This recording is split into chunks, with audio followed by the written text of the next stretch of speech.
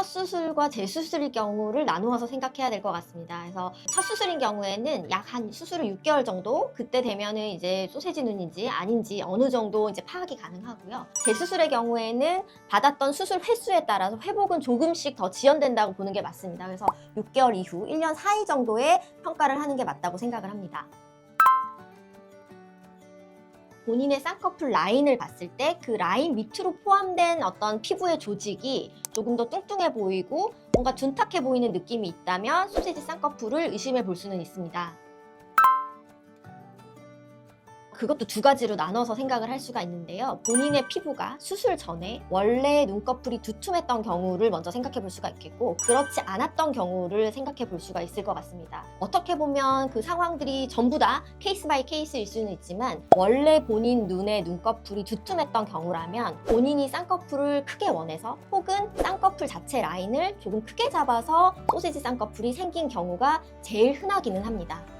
그러면 수술 전에 눈꺼풀 피부가 두툼하지 않았던 경우도 소세지 쌍꺼풀이 생길 수는 있는데요. 간단하게 케이스를 한 3가지 정도로 생각을 해보자면, 쌍꺼풀 라인 밑으로, 그러니까 피부 여유분이 조금 더 많이 포함된 경우에 그 여유분 때문에 소세지가 아닌가라고 느끼는 경우가 있습니다.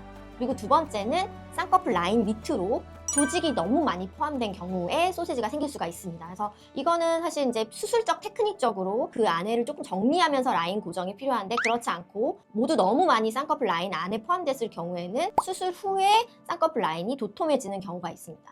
그리고 마지막 3번째는 쌍꺼풀 라인 밑으로 전체 피부에 흉이 생기면서 그 전체가 도톰해 보이는 경우가 있을 수 있습니다.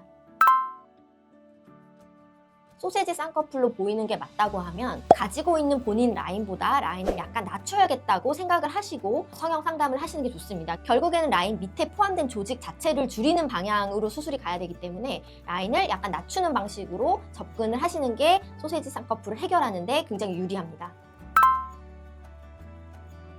이거는 라인만 낮추면 충분히 예쁜 라인이 될 수 있다 라고 얘기하는 경우가 있고, 이거는 한 번으로 끝나지 않고 6개월 뒤쯤에 어떤 세컨더리, 두 번째 수술이 필요할 수 있다, 그것까지 생각하고 이제 하셔야 되고, 그렇다면 그 여정은 6개월이 아니라 1년이 아니라 1년 반 정도 충분히 기간을 두고 수술을 계획해야 된다라고 얘기하는 경우도 있습니다. 본인의 눈 상태가 여러 차례 수술을 했다거나 피부 여유분이 많지 않다거나 쌍꺼풀에 소세지뿐만 아니라 눈동자에 비대칭이 있다거나 하는 경우에는 이게 굉장히 복합적 문제이기 때문에 단 한 번의 수술로 교정되지 않을 수 있습니다.